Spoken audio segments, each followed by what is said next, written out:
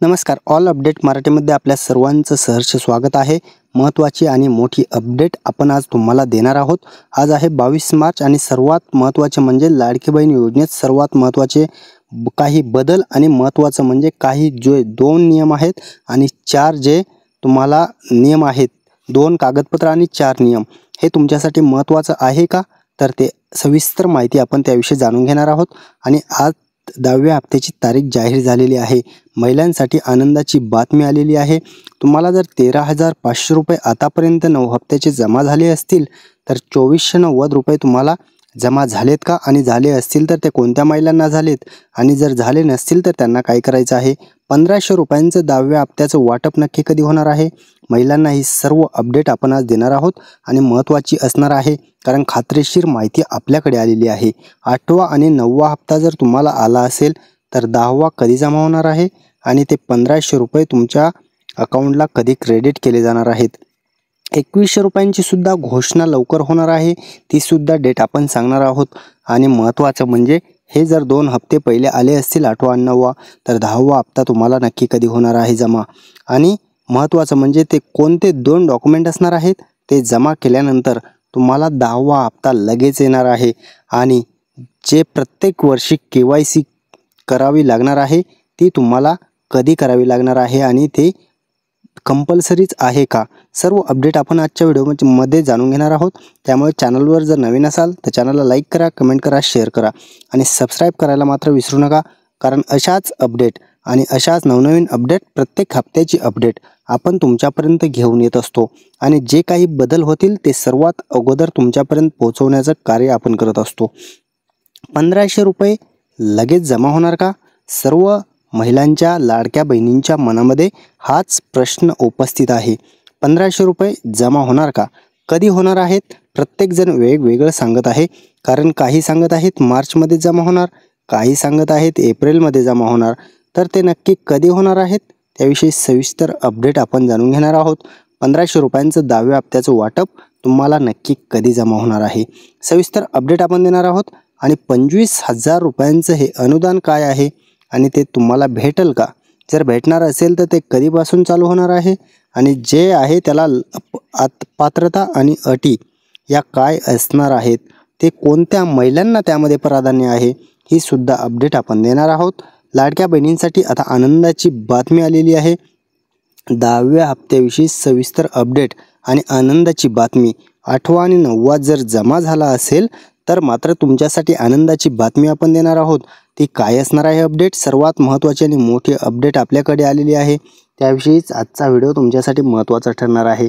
जाणून घेणार आहोत एप्रिलच्या हप्त्यासाठी कोणते 4 नियम आणि कोणते 2 डॉक्युमेंट जमा करावे लागणार आहेत. आणि अपात्र बहिणी पात्र होणार का? त्यासाठी काय अटी असणार आहेत? अपात्र बहिणींना पात्र होण्यासाठी काय करावं लागणार आहे? आणि 25,000 रुपयांचं अनुदान मिळवण्यासाठी तुम्हाला काय नियम आहेत? महत्त्वाचं म्हणजे 25,000चं अनुदान भेटणार आहे का? जर भेटणार असेल तर ते नक्की कोणाला भेटणार आहे? त्यासाठी लाडकी बहीण योजनेमध्ये तुमचं अकाउंट असणं SBIमध्ये गरजेचं आहे. नॅशनल बँकेत तुमचं जर लाडकी बहीण योजनेचं अकाउंट असेल तर मात्र तुम्हाला 25,000चं अनुदान भेटणार का? आणि जर भेटणार असेल तर ते तुम्हाला कधी भेटणार आहे? सर्वात महत्त्वाचे 3 गिफ्ट आज तुम्हाला वाटप होत आहेत. 1500 रुपये, 2100 रुपयांची घोषणा आणि 25,000 रुपयांचं हे अनुदान. आणि अजून एक म्हणजे तुम्हाला जे आहे ते 2490 रुपयांची सबसिडी. हे सर्व गिफ्ट तुमच्यासाठी महत्त्वाचे ठरणार आहेत. कोणते 5 गिफ्ट आहेत आपण जाणून घेणार आहोत. आणि 2 डॉक्युमेंट कोणते आहेत ते जमा केले तरच मात्र तुम्हाला 10व्या हप्त्याचं वाटप होणार आहे. आणि ते जमाच करावे लागणार आहेत का? तर हे डॉक्युमेंट तुम्हाला काढून ठेवायचे आहेत.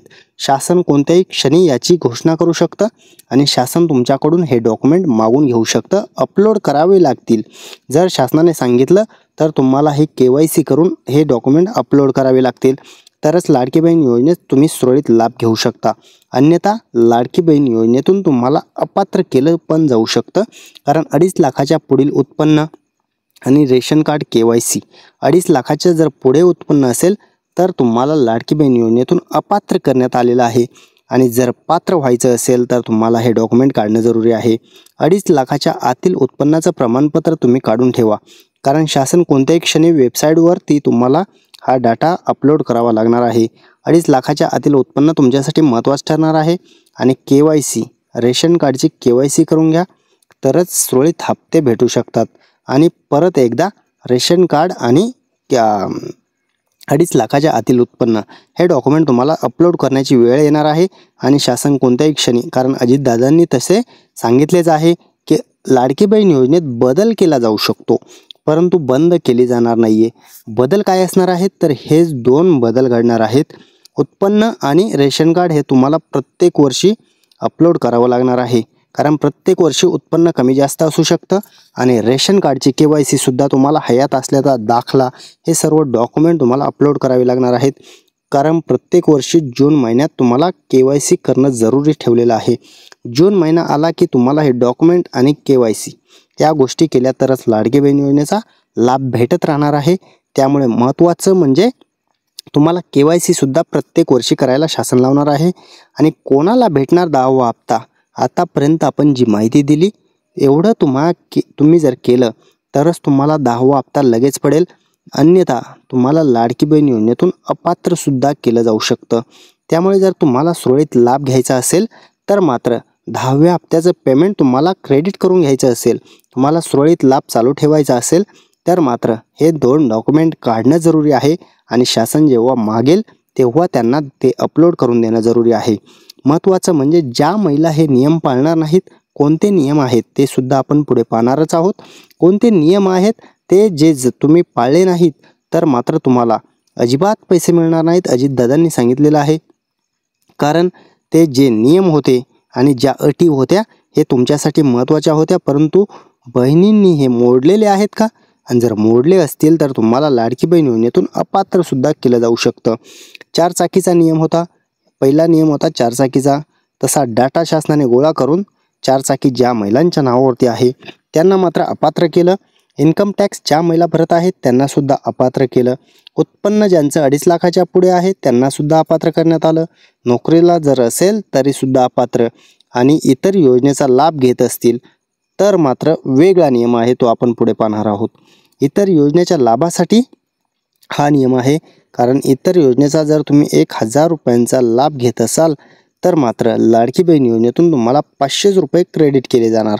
आणि जर तुम्ही इतर योजनेचा फक्त 1,500 रुपयाचा जर लाभ घेत असाल तर लाडकी बहीण योजनेतून अपात्र केलं जाणार, कारण हा नियम तिकडे लागू होता.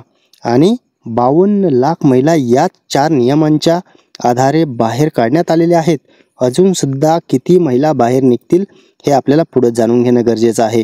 लाडकी बहीण योजनेत 10व्या हप्त्यासाठी 3600 कोटी रुपयांचा निधी फक्त 10व्या हप्त्यासाठी वाटप होणार आहे.